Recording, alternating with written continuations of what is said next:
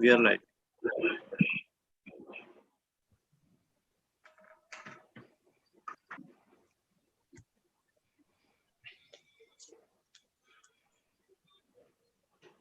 Ma'am, we are all set.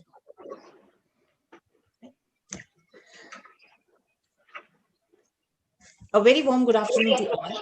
And this brings me to the 15th edition of the Words of Wisdom Wednesday, the WOW Wednesday, flagship event of Jagran School for Public Policy and International Affairs, Jagran Lake City University. With the session today, it's going to be a unique one. And we have this privilege to have Shilpa ma'am with us. So a person I will call who doesn't require introduction, especially when it comes to the coinage of the term of public policy in the corporate sectors, especially the big fours. And as we were mentioning, and we were having a small chat also, that when the other terminologies and other things were not even known to the country India, she was one of those pioneers who brought this. And believe me, the way she has handled that legacy of establishing public is one thing that is commendable. So, Jagran School for Public Policy and International Affairs welcomes you, ma'am, for this 15th edition of Words of Wisdom. And I know, and I'm pretty confident, each word today in this particular session would surely be a wisdom, especially when it comes to the young policy that we are nurturing, both in our UG program and the PG program. And before we start our session, I'll quickly take a minute to introduce our speaker, although someone who doesn't require introduction. Shilpa Gupta ma'am is a managing director at the regulatory services at PricewaterhouseCoopers India, and also takes the public policy at that to that extent as well. Now, ma'am is the managing director at the PW and Vico LLP regulatory practices in India. She brings over 18 years of professional experience, primarily in the public policy space, and has been associated with all the apex industry associations. Her expertise lies in the government affairs, strategic planning in public policy space, and regulatory matters. She has been instrumental in several policy initiatives with the Government of India at the central and state level. Prior to PwC, she was the Vice President, Public Policy in the Chairman's Office in the Bharti Enterprises and was leading public policy initiatives for all businesses of Bharti. During her tenure with FICCI as the head of retail, FMCG, gems and jewelry, and direct selling divisions, she formed 9 new committees within FICCI, including the Committee on Counterfeit, E-commerce, Direct Selling, and Jewelries, etc. At PHDCCI, she handled key portfolios such as membership, Young Business Forum, and Business Practices Division. Shilpa is Master's in Economics and completed her B.Ed and B.A. Honors in Economics from Delhi University. We welcome you, ma'am, for this session today. And thank you so much. And thank you so much for agreeing to, I know it's a busy day and even in this dire times of the pandemic, you have agreed to be virtually here and share your rich experience in public policy field with the young minds of the public policy. We welcome you, ma'am. Thank you so much, Dr. Srivastava. Yeah, and the best part I'll come across that this Wow Wednesday is going to be a different one. When I was having this opportunity to have a word with her, she not only readily accepted this, that it would be something that I would definitely have a keen interest in interacting with the young minds. She also said that let's not keep it with a monologue something. So the session today will be more towards a dialogue, and I'll be more of a person who has list of questions waiting to be answered by this professional who has an experience, and I've been using the rich experience, which I'm pretty sure in the coming next an hour, you all would understand it at a well. So we'll start with our dialogue, ma'am. And the first question starts from the last line of your intro. Now, being a DUite, what role do you feel that the UG and the PG in economics is helping you in the present role of the regulatory affairs? Or if I may just twist it around with the points that what importance does this subjects in graduation helps in building a prominent career now? Thanks. And first of all, along with you, I not only welcome your students, your faculty members, and other listeners, but also wish for their health and safety in the pandemic that we are all stuck with. It's a grim situation, but I always believe that in every dark cloud, there is a silver lining. So we just, as a country, waiting for that silver lining. And I really wish all health, and my prayers are with all of you who's listening to us. Thank you So so much. now, coming back to what you've asked, can I call you Devanshu instead Sure, of ma'am. Dr. Sure, sure, sure, Srivastava? sure, sure. That would be Thanks, great. thanks, thanks. So, Devanshu, let's understand first of all what is public policy before I even talk about my DU and the journey from economics to public policy. So, public policy, as to begin with, we've all gone through CBSE books, NCRT books, I'm sure in one way or the other in our school times. The first page of those books starts with a talisman given by our father of nation, which is Mahatma Gandhi. It is that when you are in trouble, when you are confused, when you can't decide anything, do only one thing. Think of the most needy and how my action helps him or deprives him. You will get an answer to your direction of work. Parallelly, if I take the same talisman and use it to economics, we talk about Pareto efficiency. Pareto efficiency, you've all, I'm sure many of your students would be either graduates or pursued economics in their schooling. So you will understand and appreciate Pareto efficiency means where reallocation of resources is not possible if you actually make one worse off and to make one better off, you have to make one worse off. So optimum utilization. Now, policy making is in between the two, in between the talisman and the economics. So, therefore, the connection of economics I see is hard, is in the core of policy making, economic growth, economic development, sustainability, everything end to end is the push and the pull of policy making, if I can put it that way. So now that we've understood what public policy is, what space are we talking about? It's equally important to also understand that how governments take care of policy making. Now, whenever we talk about public policy, it's a very inherent thing that we think, okay, we're talking about competition exams. We are talking about IS and administrative services. But that's not true, actually. That's one part of it. That's just one iota of it. How is the policy made? Policy is made by touching several touch points, and a policy maker is just a conduit, is just a connector of those touch points. So when I say public policy, it means economics, it means political science, it means sociology, it means law. A big chunk, you need to understand law. And the overarching of all this is wrapped and thread through storytelling, which I call communication. So whether it's corporate communication, public relations, government affairs, give whatever nomenclature you want to. But when you give a composite of all these liberal sciences, you create a new subject, which is public policy. So I think, therefore, I've been lucky that I understood economics to the core. Economics helped me it took me to developmental economics and welfare economics. And from there, perhaps, I don't know whether you're aware or not, I'm also pursuing my doctorate in law. So, so that is happening because people like me, we just can't leave universities. That's why I always interact with students. And as I mentioned to you, I would have loved to keep it open. Had it been a normal day, I would have visited your facility and really taken your students through a very interactive session. But then, okay, limitations of technology, we'll continue with this. So I think economic growth, economic development are the pillars on which policy are made, not only in India, globally.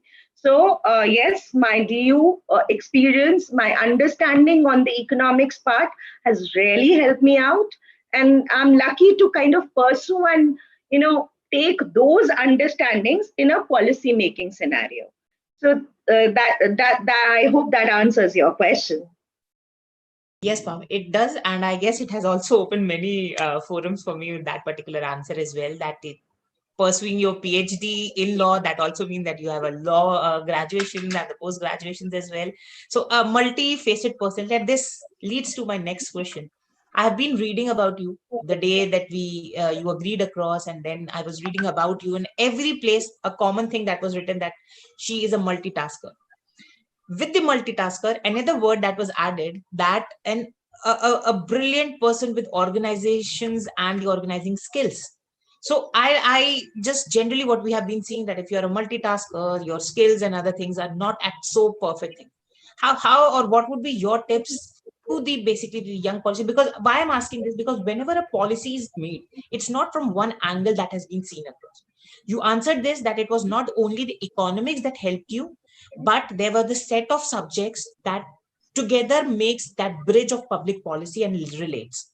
So what would be your thing? Because I guess that's a first and a foremost requirement for a good policy maker, that he needs to be a multitasker, not thinking of one ambit only. So what would be your tips that how to have those organizational skills and yet being a multitasker? Interesting. So I'd like to give a very unique example to your viewers here. We all know who's the governor of RBI right now. We know Shakti Kanta. Now, interestingly, Shakti has his master's in history. Would you kind of understand the difference of, of approach? What he's handling right now is fiscal and monetary policies of the country. He's handling the budget. He's handling the Federal Reserve System of the country, and he's a master's in history. So it's a multi-dimensional approach. When I say public policy, I talk about stakeholder engagement. So in any policy, there are multiple stakeholders. Take any policy. I talk about also tracking policy evolution. What is going behind the scenes and how the policy has been evolving, and where is my role coming in. So one needs to know the entire roadmap. So tracking becomes very important. And then also managing perception becomes very important. I'd like to give you a case study here now. ITC, we all know, is known for what? It's a tobacco producing company. It's a sin good. But believe you me, ITC is one of the most ethical companies of India and Asia and globe. Reason being that they have spent a good amount of understanding on public policy where they have partnered with governments. Fine, we do tobacco, but we partner with you on consumers, on hygiene, on good practices, on ethical businesses. Now, that relationship, somebody has to be multidimensional only to understand those many stakeholders. Now, somebody, when they were asking to ban cigarettes, got this brilliant wisdom. They were my clients. I should not be saying who got this, but then farmers' angle of farmers who are producing tobacco was brought to the scene. So the ban did not happen. On the contrary, custom duty increased, the tax increased. You, of course, tax sin goods, but then you do not ban sin goods. There are adults who are taking cigarettes, taking tobacco by choice, by preference. So it's a lifestyle product. So packaging tobacco as a lifestyle product is public policy. So now how do you kind of link all these stakeholders, bring out the narrative, and then talk to policymakers? I think for that, you have to be multidisciplinary, multitasking. You need to think like I always say to my public policy team, we should think that we are Ravans. We have 10 heads. Each head has to think separately. Each head has to satiate the need of that particular stakeholder. It's like goalkeeping, right? So you do goalkeeping. Somebody does the front end, somebody does the back end, somebody stitches the story together, and then you table the story and the narration. So I think, and then of course, you have recommendations, representations, thought leadership, all that comes into opinion making. So multidimensional, very, very important. Now, somebody who's multidimensional, how does the organizational skill comes into picture? You need to organize. There has to be one anchor to organize everything. Otherwise, you cannot display that story well. So I think they go hand in hand. Sometimes you do get overwhelmed because with people like me, it's not only one aspect of multi-dimension. When I say one aspect means one problem and its dimensions, for me it becomes multi-sectoral also. So I am handling maybe a tobacco manufacturer, a toy manufacturer, an e-commerce company, a big tech company, and education university. So I have to answer all your regulatory queries, give you a solution towards public policy, help your regulator converse with you, set up that dialogue, and give your regulator also a solution what he should make in policy. So it is multidisciplinary, multi-sectoral, and therefore it has to be very well organized. Otherwise, things will fall in gaps. I totally agree with you, ma'am. And one very important thing that you just said, by bringing that mythological character of Ravan as well, that yes, it is not only about like 10 heads having 10, 20 hands and working together, but it is 10 heads with 2 hands only. And that's the best example for a perfect organization thing across. And with so many multi on two things and I guess that's a beautification of a public policy. That every time it's not only seen with a political angle, an economical angle, a problem which is arise when it's is just briefed across with one line, but when we dive into and making of a policy, it comes out to be a thread by thread thing combined into a cloth itself. So wonderfully answered that particular thing on the organization skills. Uh, Ma'am, I would next move towards the a thing that I do not find a better person than you to have an answer with that thing is the career opportunities with the young policymakers that they have apart from competitive exam. And believe me, I purposefully put this question because here when we have the students and when we started the school the last year itself, we were having this like, okay, so can we pursue this course to clear our competitive exams, especially the couple of those happening at the union level or at the state level. I told them the beautification of this particular subject per se. Forget about the course right now. The subject itself is, and the counter question then said, why, if this much you are telling about the opportunities, then why this course is not taught at every university? Being so big state like Madhya Pradesh, Chhattisgarh, Uttar Pradesh, and we are the only institute available out here right now. So can you just please highlight and the reason why I'm asking you this, because you have seen those particular sectors. You have seen the FMCG, you have seen gems and jewelry. Like I cannot compare the two even, but that's where your expertise and your mastery is coming across. And then coming to this regulatory, and then the Bharti and the other things with all their projects, a big telecom company and other things. So please, ma'am, if you can just tell them how the opportunities can be taken across. In fact, this is my favorite of all, because people, public policy is much debated and least understood subject, if I can talk about like that. Now, you're right, Devanshu, when I started, there was no terminology as public policy. Generally, people used to call it government affairs, corporate communication, regulatory. No, but I mean, it was the elephant in the room. Whosoever touches whatever, he's going to give a new nomenclature to it.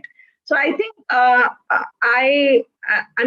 very proud of this fact. In fact, that in my early years when I was with FICCI, that is the time when I decided that I tell you, for your students, okay, start with industry associations.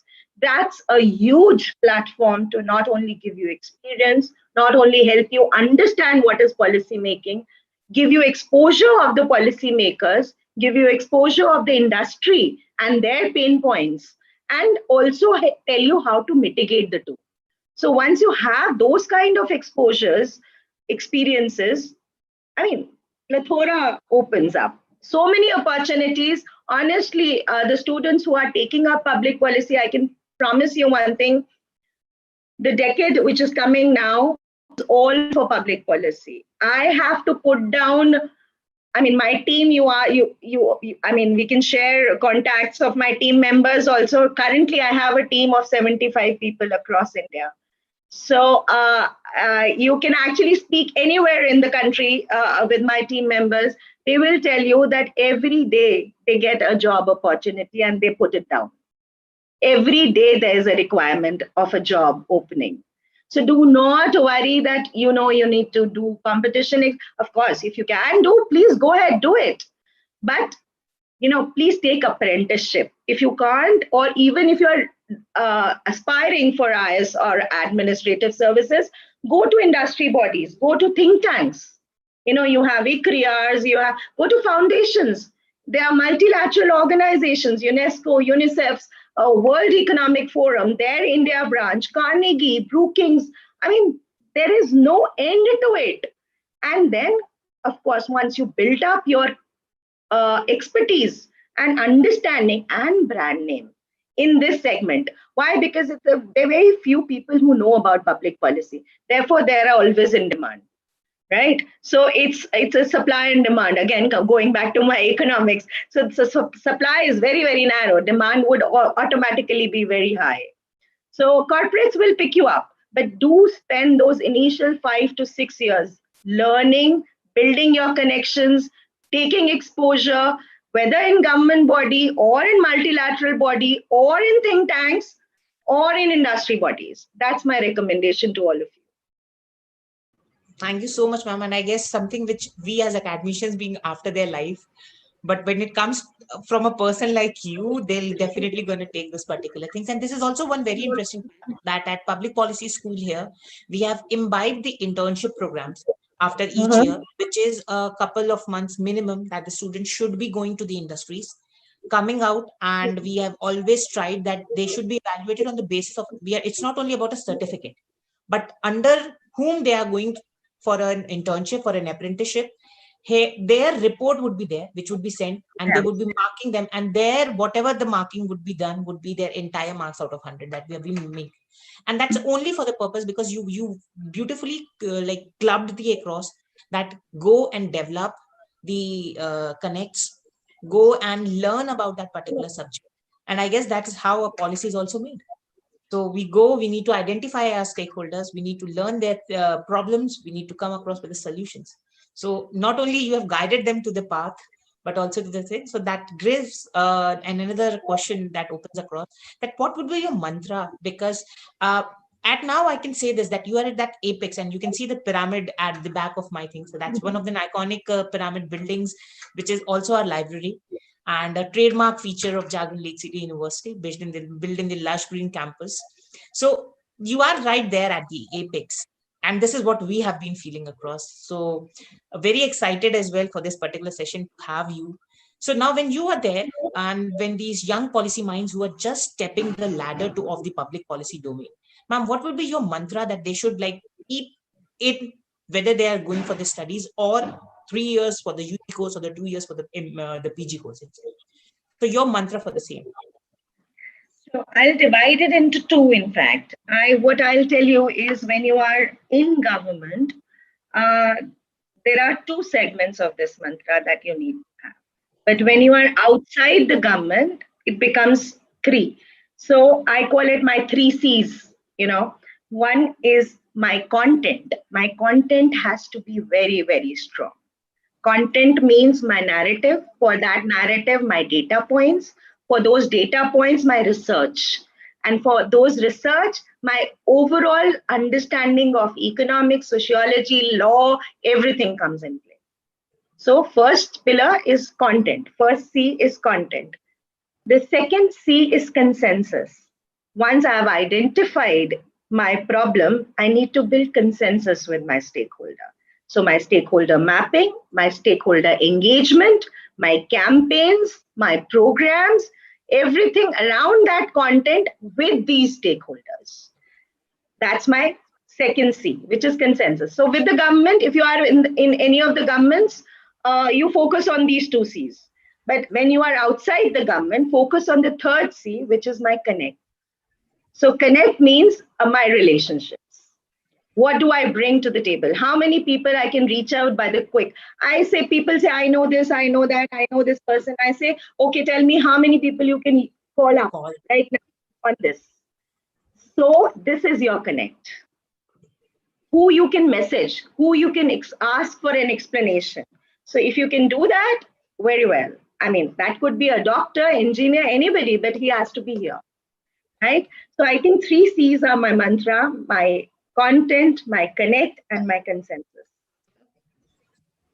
I guess that's a wonderful combination of three C's, and especially coming to that connect thing. We have been told this, that it is not like whom you know, but it is like whom you know knows you back as well. So that is much more important when it comes to the connect thing as well. So yes, ma'am, perfectly answered the the three C's. I guess that is somewhere required both, when I can claim it with the academic portion as well. That if we can have the content ready with the consensus and where to apply, that's where the connect is all about. That is also a mantra for excelling in the academic domain as well. So thank you. And with this, we move that, ma'am, can you just help the students to see, and can they be fortunate to work and learn under your able mentorship? I'm coming to a very direct question, because that is something, because I'm getting a hint right from all the past four questions, that you have been telling that this is a big team. You have been telling that you have been interested in nurturing the young policy minds. And why am I coming? Because these are the students who are studying public policy. So, ma'am, can and please do guide us with the way ahead, that how can these students be taking this particular things? First of all, you must congratulate to your students that they are those advantageous people who are in an institute which is teaching public policy. You're very right. I think I can really count. There is this Tata Institute of Social Sciences. There is Bharati Institute of Public Policy. There is ISB, because there is a role of ISB there with Bharati Institute of Public Policy. There is your institute. I mean, you can actually see four. Manipal maybe is doing another one, and Ashoka is endeavoring to do it. So public policy, I mean, one need to understand, it's such a new area that you don't have much, I would say, content, course, and case studies around it. It'll come when you start working on it. I mean, I always tell my listeners and my team members, it's all by doing. You'll pick up the art of the game while playing it. So you really need to be hands on. Please, I mean, I would really recommend a newspaper is your go to thing. Every day morning, pick up one regulation that takes your eye off. See what is the impact of that regulation being created. Do that impact analysis. You'll start honing up your skills.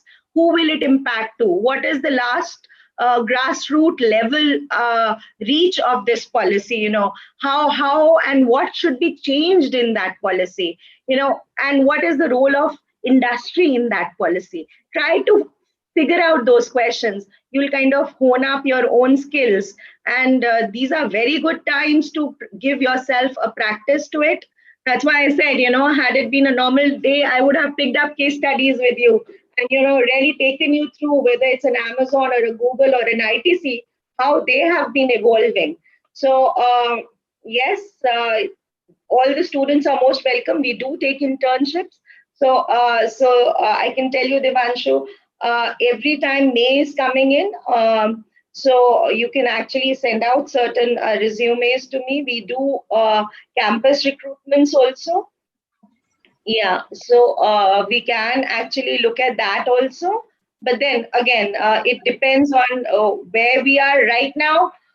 Generally, I prefer keeping my team closer to either the state government or perhaps in Delhi because of the central government. But then right now everything is online. So I think it's really a good time for everyone to kind of experience what on corporate side public policy can do. But then please, please, please work on your writing skills. That is one thing that I see missing in most of the new children. They're not children, they're young adults who come to us. Your aspirations are wonderful, your ideas are wonderful, but to synthesize them onto one page, Please try, practice, whatever your big idea is, try to compose it on one sheet, one page. If it goes to two, that means you're not clear in your thought process. Wonderful, ma'am. And I guess you have not only opened the doors for the internships, yes, placements, but I guess we'll have an year time when we officially go for the placement across. But thank you so much for that thing. And one very important thing from which I look, there were three things that I noted down from this particular answer. The last thing first was the pressy.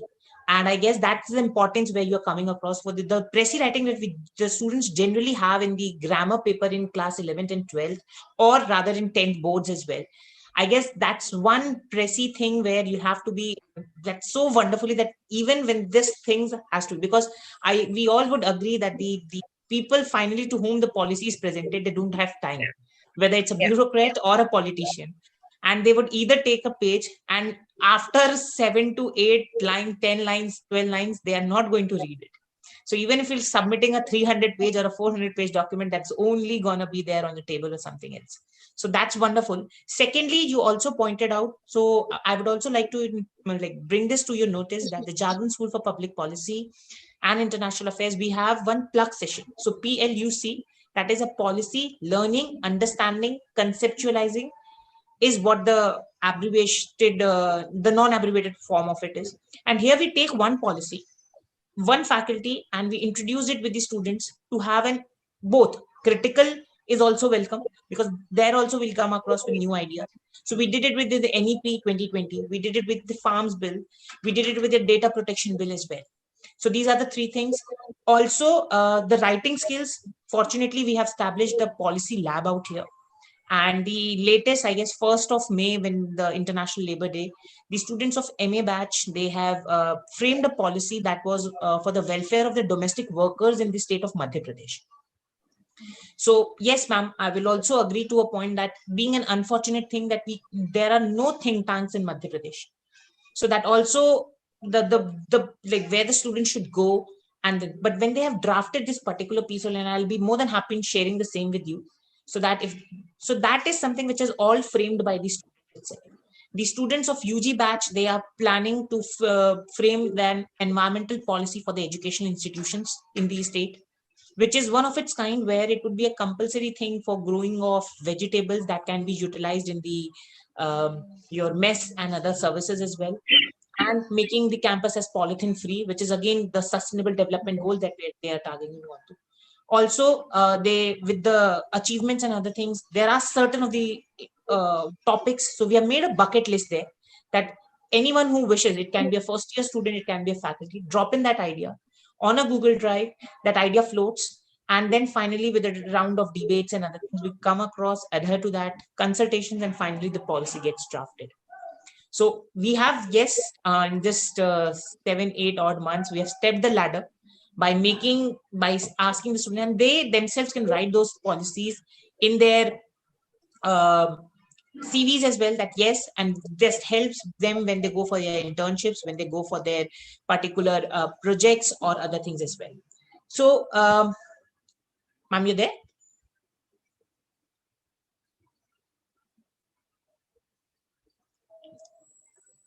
Ma'am, you're not audible. Yes, ma'am, you're Hello? audible. Oh, Yeah. okay.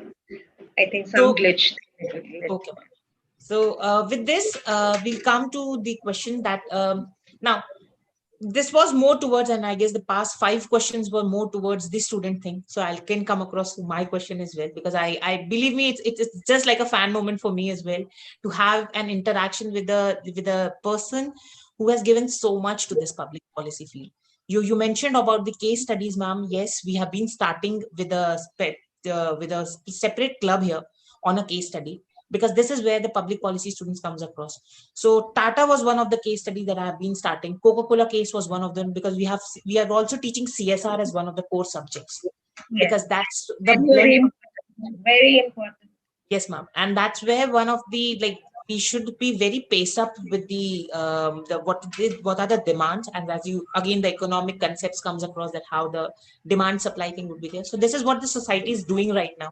So CSR is being taught to the master's student in their first year, so that they can be very well aware with those particular things. So my last question is more towards me or as a school, that how I am taking that particular school.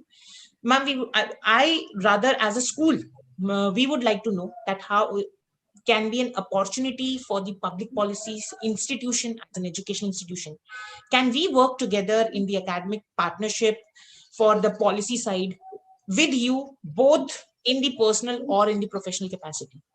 Is there an opportunity? If yes, ma'am, we will Yes, be. that's very interesting, Devanshu. So what happens, when I spoke about thought leadership, thought leadership is an important pillar on which you not only help the policy makers, but also the industry members to bring forward the entire data point. Now, okay, let me give you an example. I have this bad habit of giving examples every time.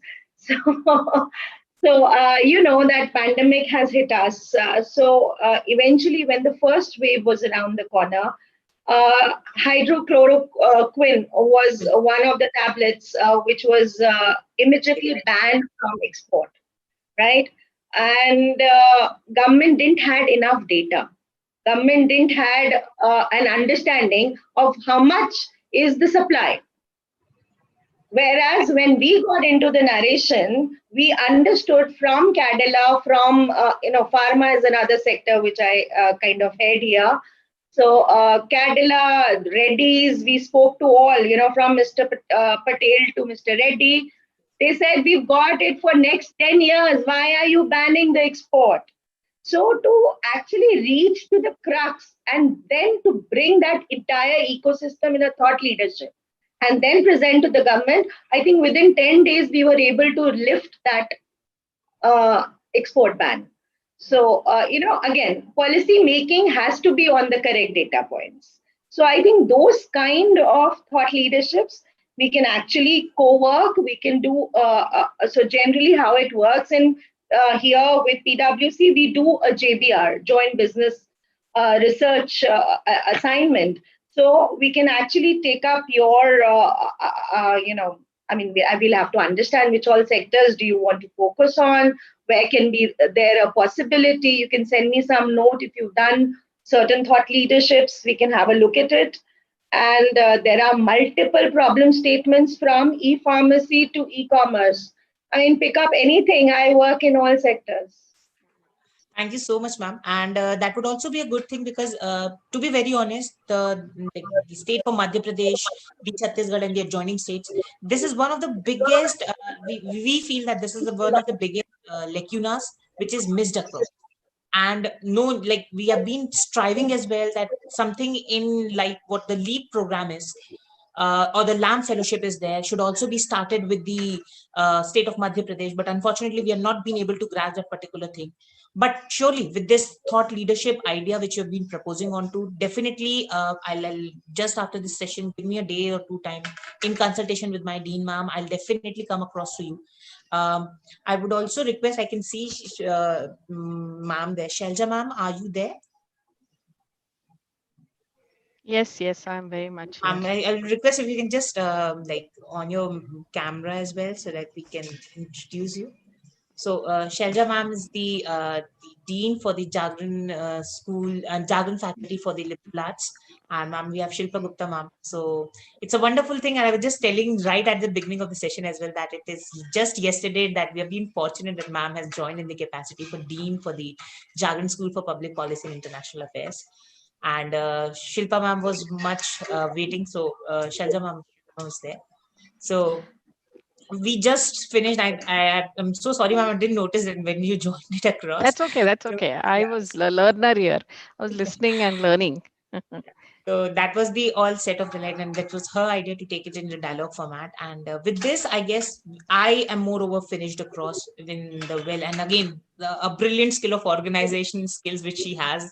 So I allotted her 40 minutes, and this is exactly the 39th minute where she has ended across. So thank you so much, Shilpa ma'am. And with this, I open the forum for the interactions.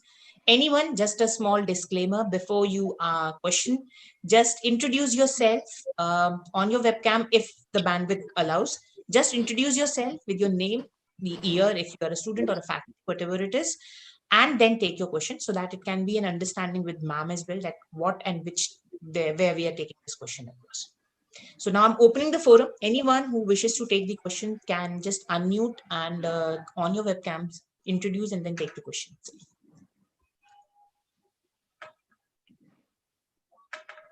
Sir, may I? So please go ahead. Hello, ma'am. This is Raguraj. I am a faculty member here. So my question to you is, since you mentioned the importance of doing research and having your data points ready, so how does one find authentic data? Does one go to government sources or independent think tanks or media? And most importantly, how does one calculate on that? You can just throw some light on that. Sure. Thanks for putting this across. So interestingly, a lot of problems are unique to each of the industry requirement or policy requirement.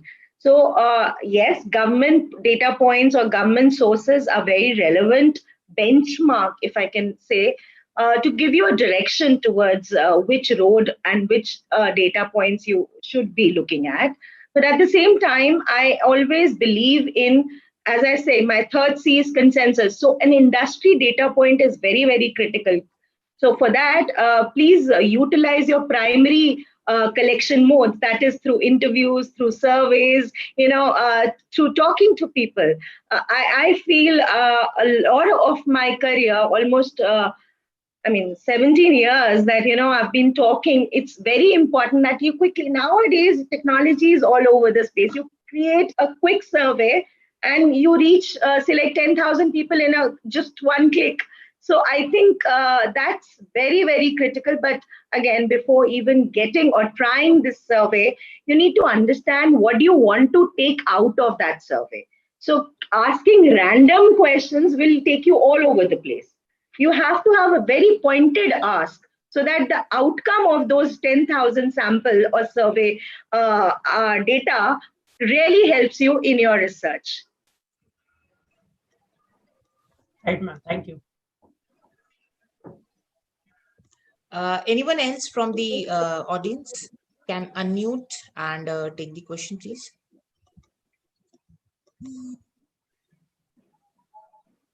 Ma'am, I guess you should also tell this for a public policy student as well. This is also one of the prime criteria that they should ask questions. No. I really understand. Policy making. If you're not inquisitive about it, you can't change or amend anything. I guess that is also one of the ma'am's suggestions, that with 3 C's comes 1 I as well. Be inquisitive as well. No.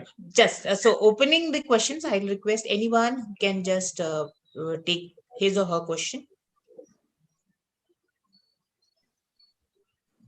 Okay, so I am having one question in the chat box. If I can take it. Yeah. Anyone who's taking a question can go ahead. Else, I'll take the question in the chat box itself.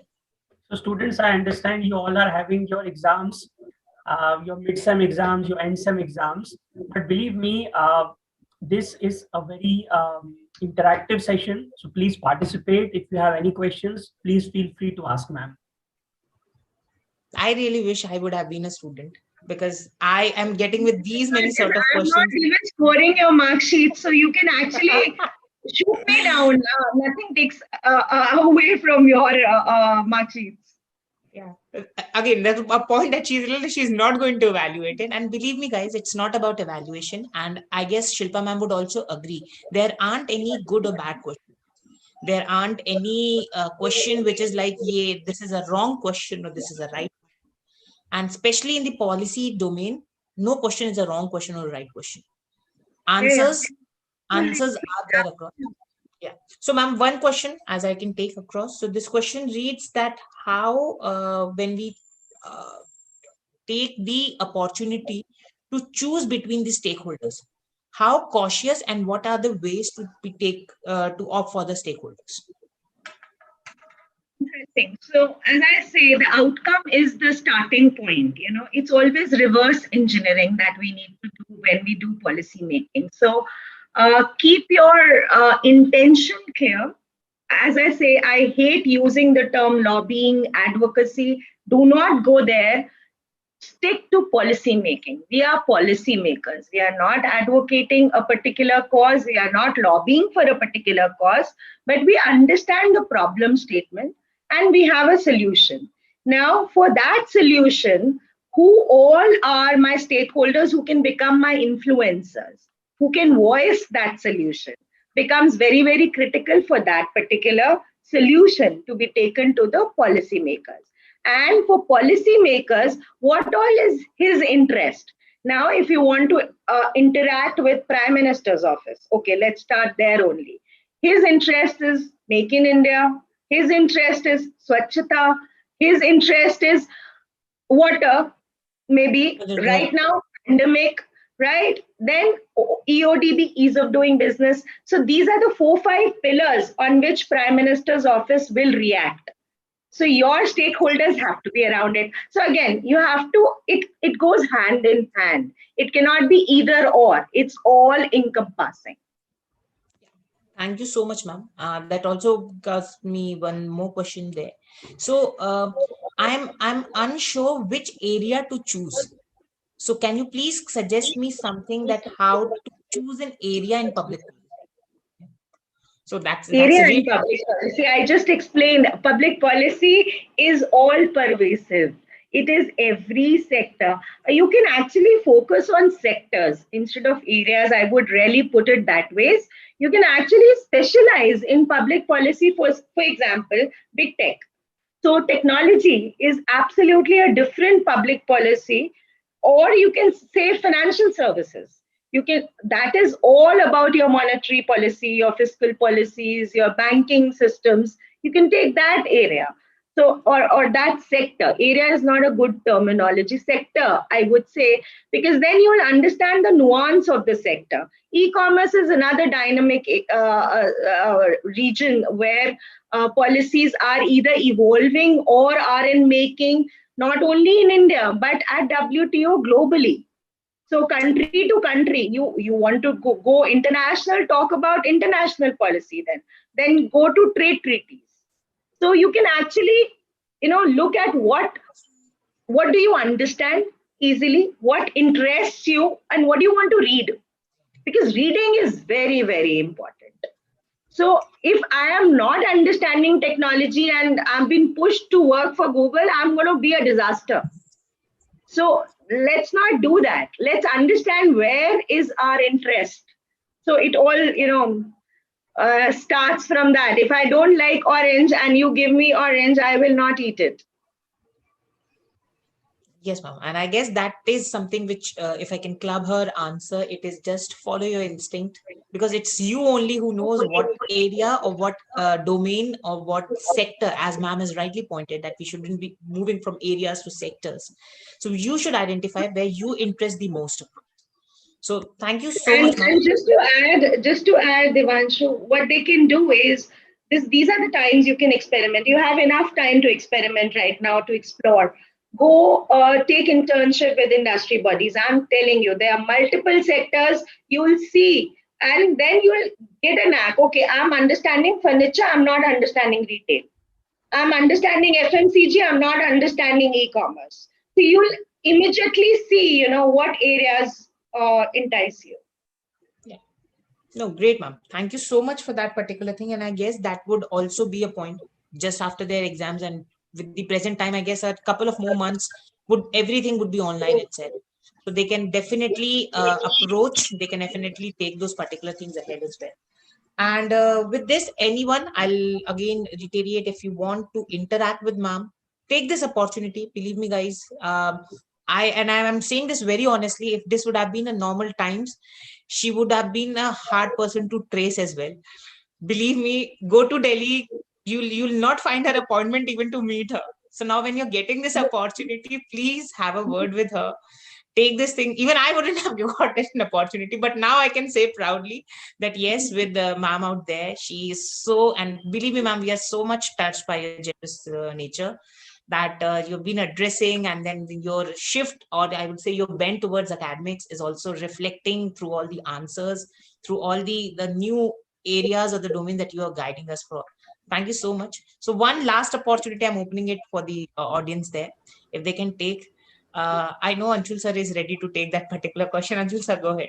So before Anshul sir takes, ma'am, Anshul sir is also one of our faculties who teach public ad out here. at the public policy school. Anshul sir, please. Thank you, sir. Ma'am, it's a very, very informative session. Thank you, ma'am. And I want to know that, ma'am, there are so many models in the public policy approach, like rational theory, rational model, game theory, elite theory, incremental theory, institutional theory. So what is the relevance of these models into the present formation of public policy? Like you have given the example of Shaktikant Das, who is the governor of RBI, and he regulates monetary policy. So do you think that these kind of policies are formulated on the basis of these models? Very interesting. So, as expected. So, models, yes. Okay, let's see. In the school, they teach us economics. Okay, I keep on going to economics. Do you think that what masters in economics do to you or bachelors in economics do to you is the same economics that you do in CBSE or ICSE in 11th, 12th?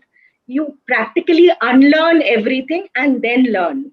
So similarly, these models are there to tell you to check the real life situation. You can check the real life situation against these models if you have those understanding of these models. But at the same time, as I say, it's not either or. Each situation is unique, each problem is unique, each policy making is unique. And each industry asks or citizen asks, why only industry? Even the citizen asks is very, very unique. So you'll have to have an understanding of these models to at least rule them off. If you don't have an understanding, you'll be all over the place. You don't know what to do with the problem. So first of all, it's important to learn, then unlearn, and then devise your own. On practical basis. Yes, ma'am. Thank you. Thank you. Thank you very much, ma'am. Thank you so much, ma'am. And I guess we have one more question in the chat box. So this is by Samiksha. She's a first year BA student. Samiksha, we would have appreciated if you can just like unmute and have your question. That would have been really great. Yes, good evening, ma'am. I'm Samiksha from BA first year. I study public policy and administration. Ma'am, my question is that in our institution, Devanshu sir encourages us to draft policies on certain subjects which we consider are important, and there have been less legislations on those subjects. So what key aspects should we look on while drafting a proposal? Because we have not done this till now, and I would like your view on that. Thank you, Samiksha, and I hope you are safe. And please continue online and your professor. There's a Yeah, ma'am. I guess there is a voice echo. Samiksha, you'll have to mute yourself so that I can. Ma'am, please go ahead, Shilpa ma'am. Yeah. So fair point. When you have to devise a new policy around a problem statement, as I say, it's very important to do impact analysis to begin with. Who it is going to impact. My policy making should not make anybody worse off. It should actually create a better situation for majority of the people. You cannot make everybody happy. Somebody would be impacted somewhere, but majority, it's like a majoritarian economics, if again going back to economics.